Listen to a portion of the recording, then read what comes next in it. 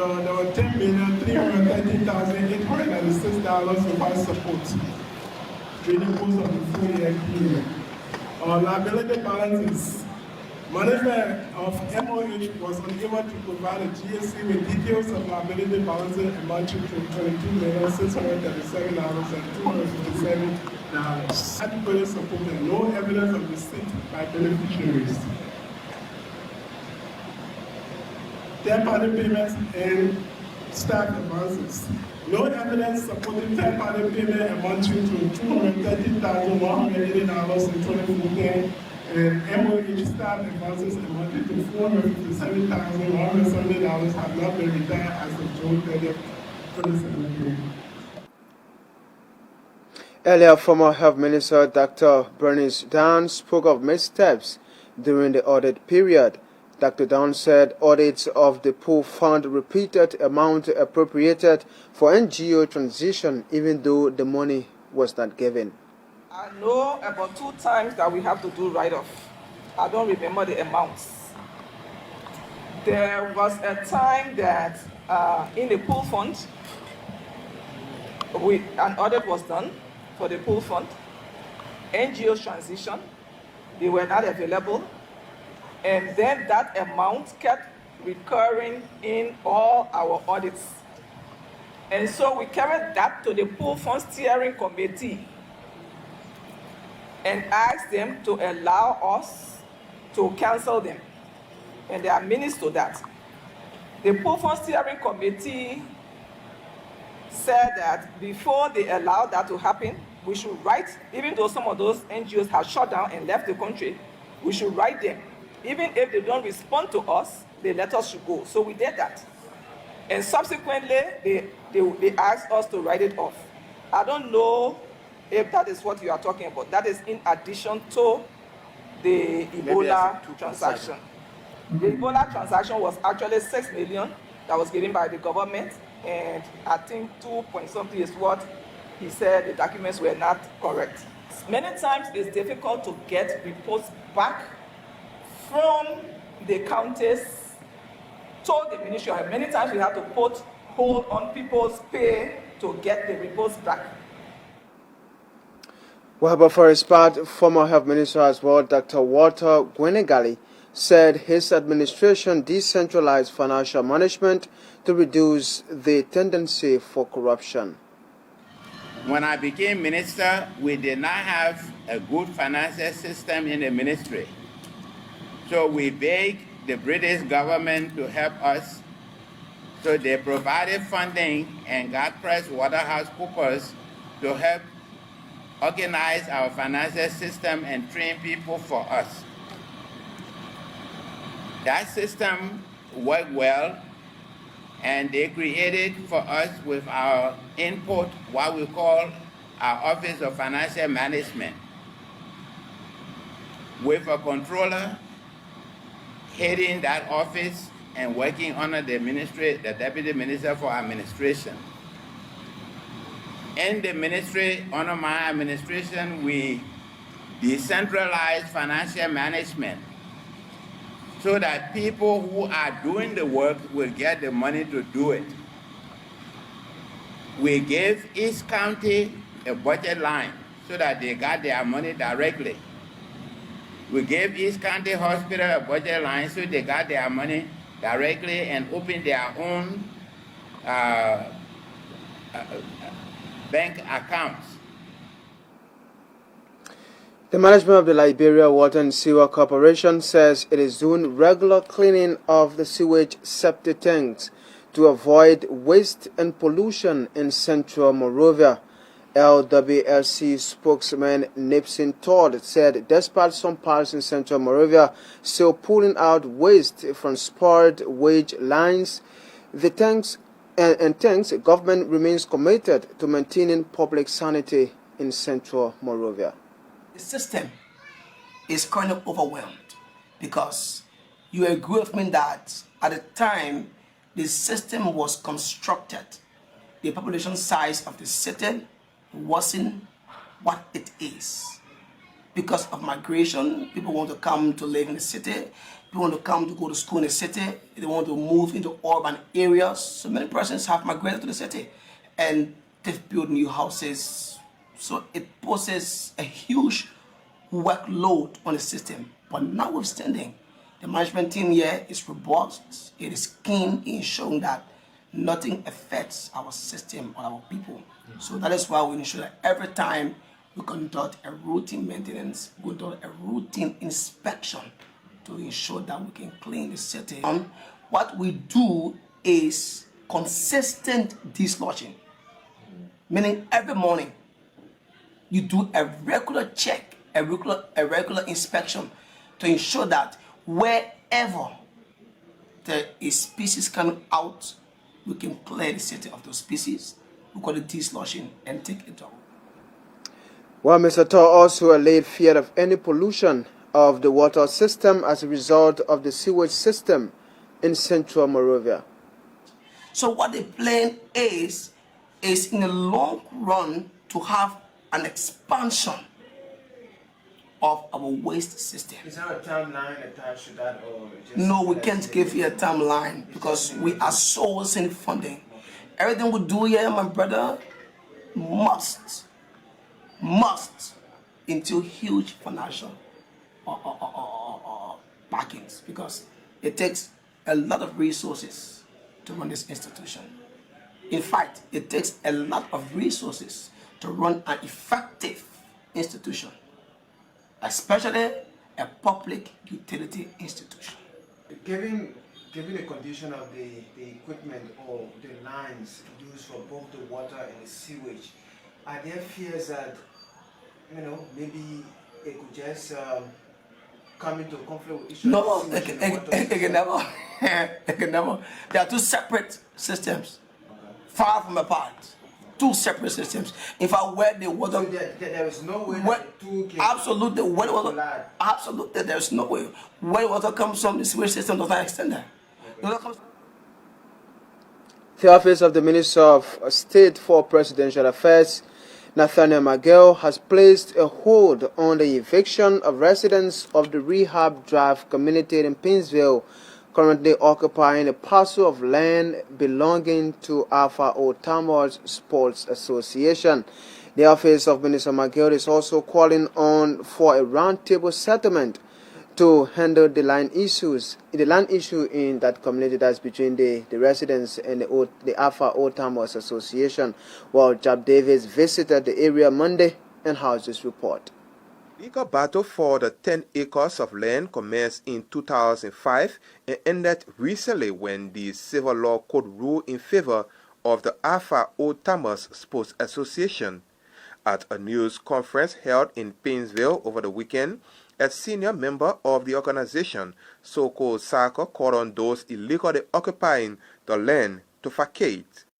We are grateful to the Civil Law Court for the ruling in Alpha's favor on the basis of the law and for the vigilance of the Liberian National Police and Sheriff of the Civil Law Court for putting down the outdoor situation under control, thus protecting life and property.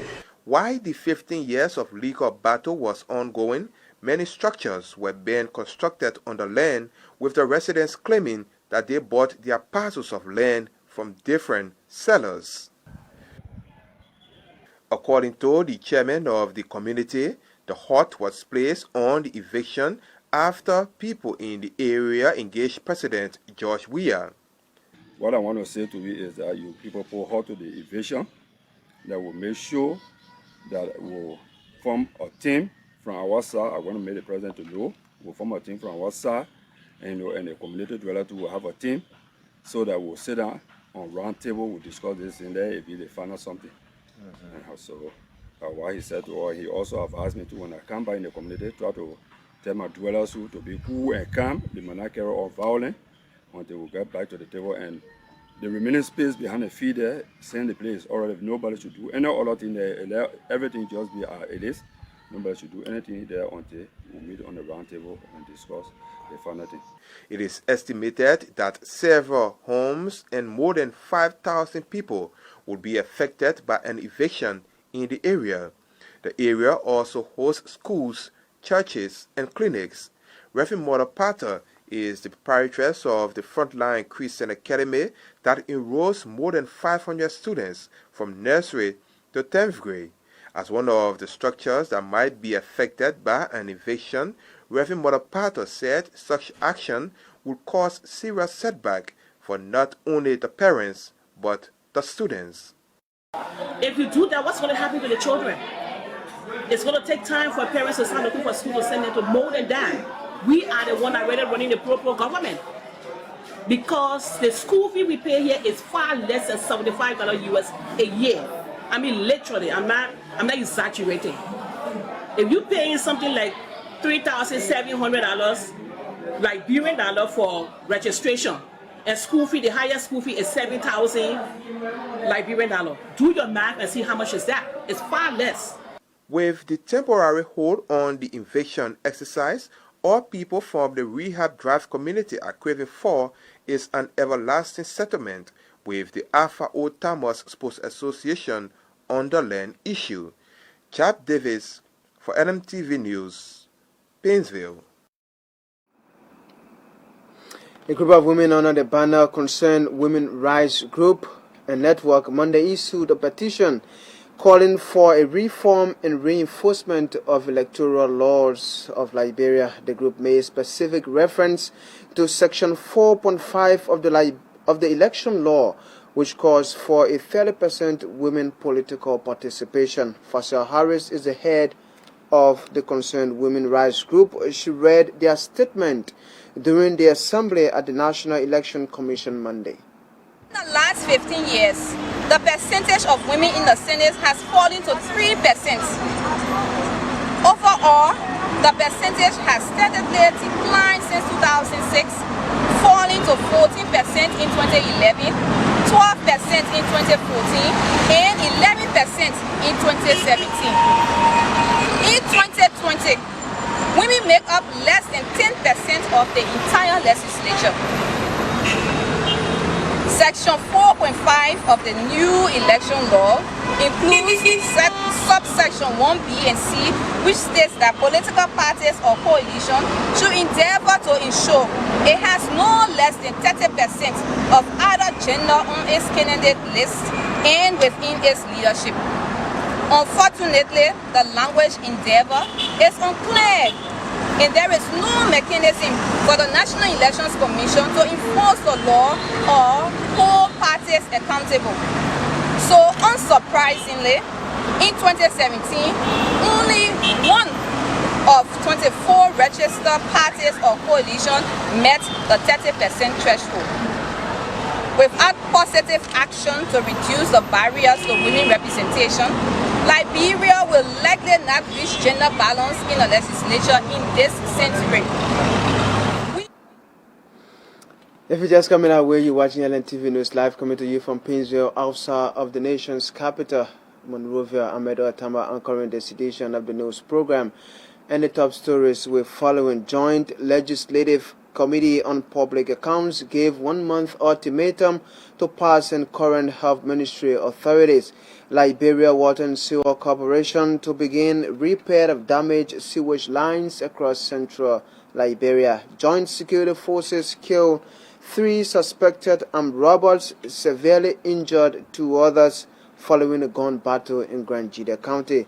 And of the home front, a key militant Islamic group in Mali expresses readiness for peace talks with the government. We still got much more developments ahead after this break. We'll be right back. Stay with us.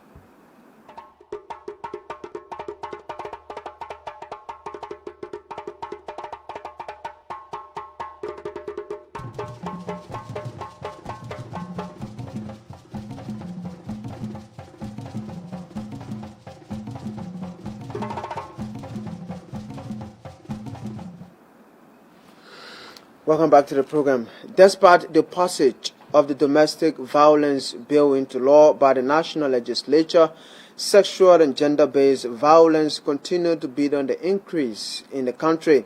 Recently, a man identified as Watson City allegedly burst his wife's eyes in the Bannersville community. Well, the victim, Christina City, is currently admitted at the GFK undergoing treatment. She Crusaders of Liberia National Coordinator Tamba Johnson narrates to Lntv News after speaking to the victim, Christina City. Christina said to me that she and her husband has been together since 2002, and this man has never accused her of having an affair. But however, December of last year, he threatened to have killed her, according to Christina herself.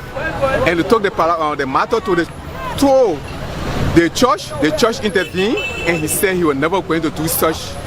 I asked her whether he drinks. She said, yeah, he used to drink and he used to smoke. But he stopped the smoking, he continued the drinking. Is it a narration from the daughter? According to Christina City, the woman, the victim herself, this Christina City's version of the story. Her husband used to drink and he used to smoke. He stopped drinking, but he stopped smoking. But that particular night when he went to bed, she does not know what really came over him to do what he has done. And also, I found out from her if he was an ex-combatant. We have to really know who he is. She said no, she has not gotten no story of him being an ex-combatant, but she knows him to be someone who is like a contractor or builder in the community and everything. So this is where we find ourselves today. And as Mama Sita has said, violence against women is on the increase in Liberia.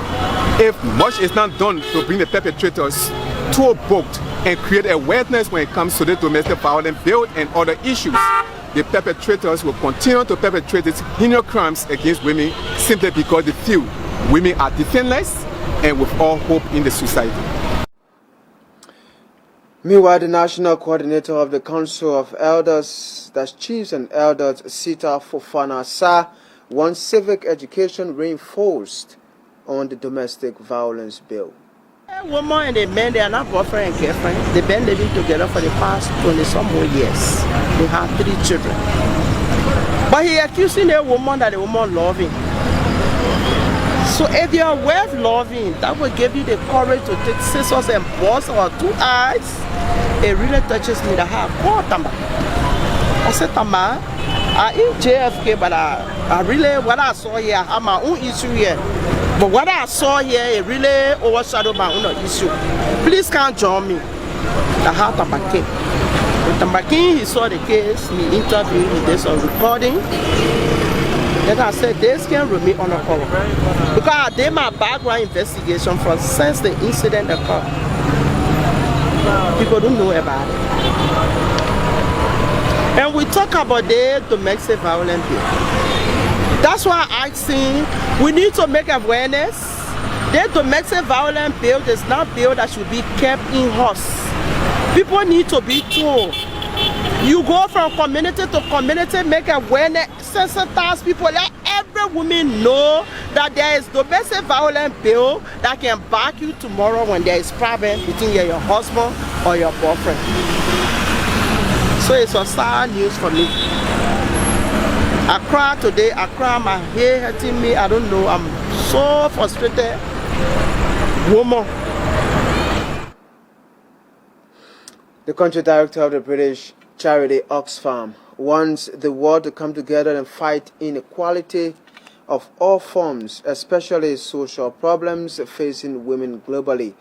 Using the attention given coronavirus as an example, Mr. Shah Letton said it was time proactive actions are taken to end social inequality globally. From generations to generations, and vaccination has not been activated well.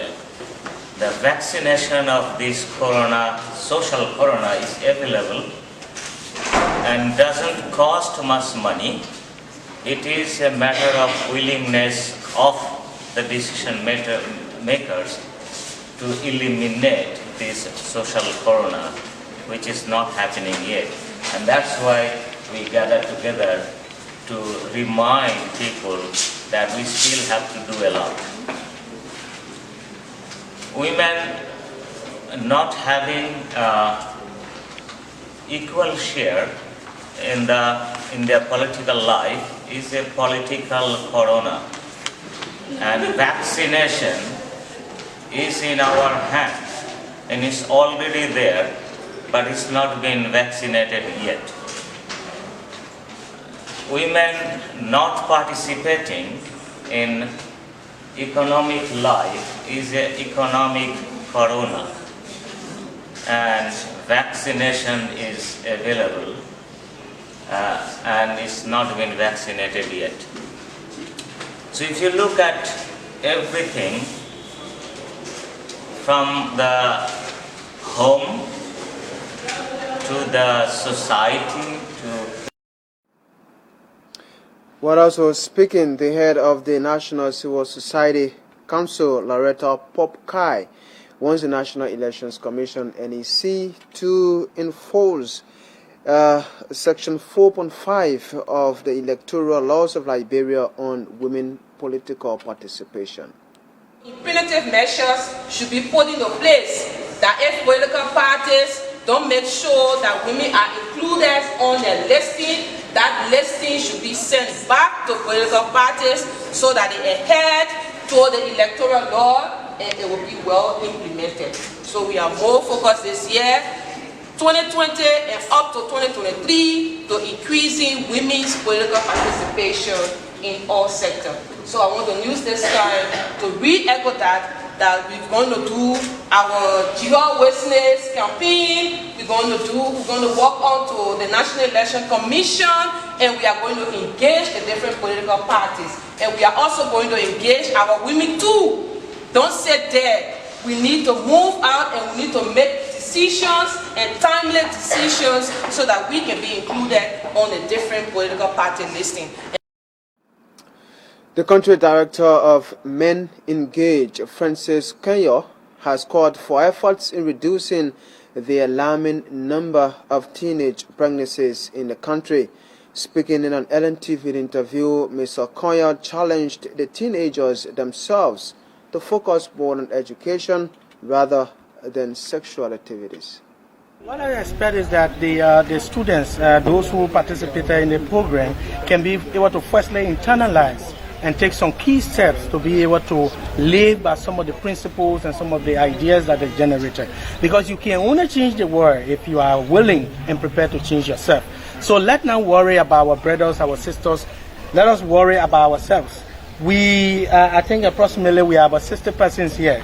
If we can just agree to take one step towards eliminating unplanned or teenage pregnancy, 60 persons will be 60 ambassadors in the communities in Magidi. And that way, over time, because of our actions and our inaction, that will be able to have ripple effect on our community. And that way we see changes in our lives, in the lives of our family, and in the lives of our community. And then peace, harmony will be able to ring in our community, and hence there will be development. Because mind you, if a child is in a family and a person is pregnant at the age of 14, let me just say, it is a burden to the family.